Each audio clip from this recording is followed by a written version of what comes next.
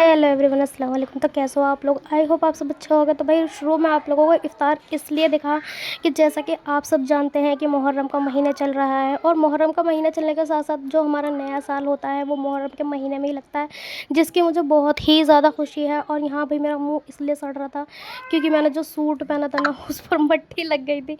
तो मैं अपनी मम्मी को वही बता रही थी। और यहाँ जो है ना मैं आज रमज़ान से थी। आई नो आप लोग मेरी शक्ल पे मत जाओ, मैं रमज़ान से हूँ ये नहीं लगता। तो यहाँ गाइस मैं अब लग गई थी ज़ोहर की नमाज़ पढ़ने के लिए, क्योंकि फ़जर की नमाज़ और इस शहरी की क्लिप मैं नहीं ले पाई थी, जो कि मैं आप लोगों को नहीं दिखा पाई थी। और मुहर्रम का महीना था, 9 तारीख थी। तो गाइस वैसे तो क्या कहते हैं 1 से लेकर 10 तारीख तक के रोज़े होते हैं, जो कि मैं आज आप लोगों को इस वीडियो में बताने वाली हूँ कि कितने रोज़े होते हैं और उनका सवाब क्या क्या होता है।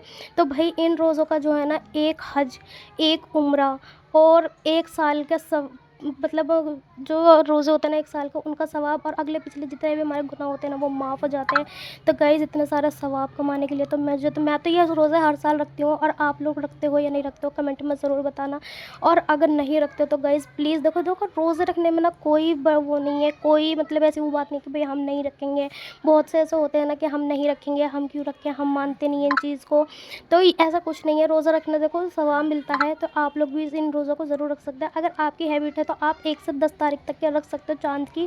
और अगर आपकी नहीं है तो आप क्या कहते हैं 9-10 का रोज़ा रख सकते हो। तो गाइस इतनी गर्मी थी और मेरी तबीयत भी ठीक नहीं थी, मैं भी बीच में बीमार पड़ गई थी।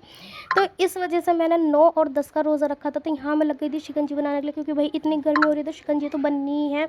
तो उसके साथ साथ जो है ना अम्मी ने कहा कि चलो आज रमज़ानों की जो यादें हैं ना वो ताज़ा कर लेते हैं, मैं थोड़ी सी ना अफ्तारी बना दूँगी तुम्हारे लिए। तो मैंने कहा ठीक है। और गाइस पता है मेरे लिए अफ्तारी मैंने इसलिए बनवाई थी क्योंकि बहुत टाइम हो गया था जब से रमज़ान गए थे ना, मैंने मतलब अफ्तारी जैसे होनी है। और यही दिन होते हैं जो हम रमज़ानों को फ़ील कर सकते हैं, उन्हें याद कर सकते हैं, महसूस कर सकते हैं। क्योंकि रमज़ान का महीना इतना अच्छा होता है ना कि वो बार बार उसको जितना याद कर सको ना उतना ही कम है। वो मुझे बहुत ही याद आते थे।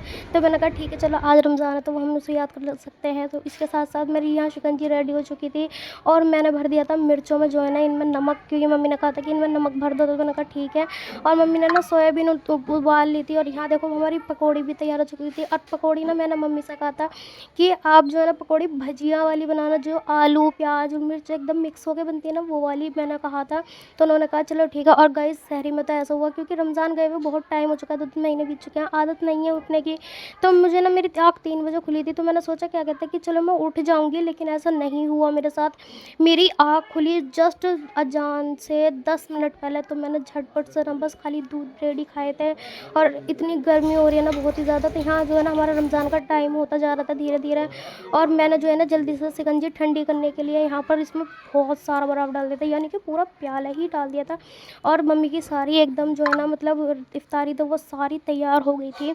यहाँ देखो जो सोयाबीन में मम्मी ने करी थी ना, इसमें मम्मी ने ज़्यादा कुछ नहीं डाला था, चिली फ्लेक्स डाला था, चाट मसाला डाला था और फूड कलर था, नमक था, काला नमक था, और क्या कहते हैं यही सब डाल के आप लोग इसको, और कॉर्नफ्लावर था, अरारोट था। तो वो आप लोग ऐसे ही सोयाबीन को बना सकते हो। मैंने आप लोगों को थोड़ी डिटेल में नहीं बताई रेसिपी, लेकिन आप इसे फॉलो कर सकते हो। और गाइज़ मेरी बात मानो ना तो अगले साल से आप भी रोज़ा रखना, और नहीं रखना रखे हैं तो कमेंट में मुझे ज़रूर बताना। और ये जो प्लेट थी ना ये हमारे बराबर में से आई थी, क्योंकि भाई हमारी गली में आधे से ज़्यादा लोगों ने रोज़ा रखा था और यहाँ हो चुका था गाइस इफ्तार का टाइम।